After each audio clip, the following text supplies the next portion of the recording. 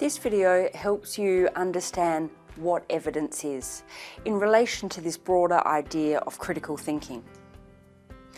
If we think about an academic argument, we think of it in its simplest form. An academic argument is a claim plus evidence.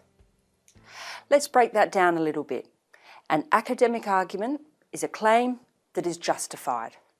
Something you are putting forward as your viewpoint, as your position, some sort of claim that is justified.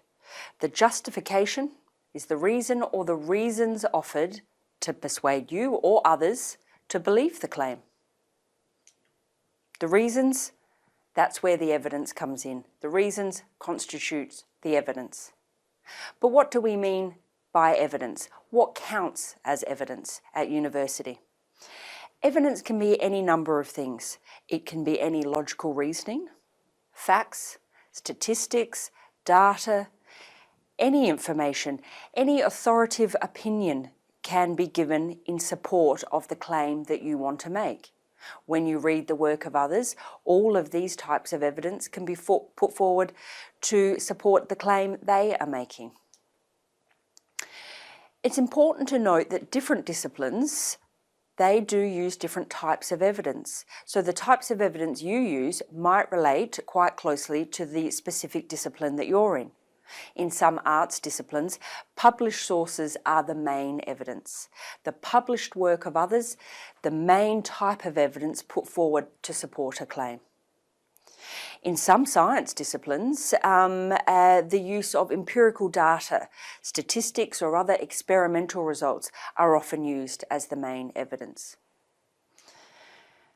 It's also important to think about whether all evidence is equal. And the answer is no, it isn't. We do need to think about the quality of our evidence. How to do that? What should you consider? It's important that you think about whether or not evidence that you are introducing to support a claim that you want to make in your academic work, does that evidence directly support the claim that you are making? Quite often, it's easy to introduce evidence that's on topic, information that is connected to the topic that you're writing about, for example, but it doesn't directly support the claim that you want to make. We need to make sure that our evidence is very, very relevant to the claim we need to make. We need to look at the reliability of our evidence. There will be a number of resources that you might have looked at and that you're able to look at, particularly say provided by either the Student Learning Support Service or by the library here at Flinders, that will talk about what we consider to be credible or reliable sources that we might use as evidence. Peer-reviewed journal articles, books, government reports, for example. It is important that, as I said, different disciplines use different types of evidence, but we do need to make sure that the evidence that we are using to support our claims is reliable. We also do need to think about it in terms of our discipline. Does it meet the standards of good evidence in your discipline? And how would you know that? How can you know whether or not the evidence that you have found to support something you want to say, is it a reliable and relevant evidence, good standard of evidence for your discipline? If you're unsure, look at the assignment instructions that you have and any rubrics or marking guides that you've been given.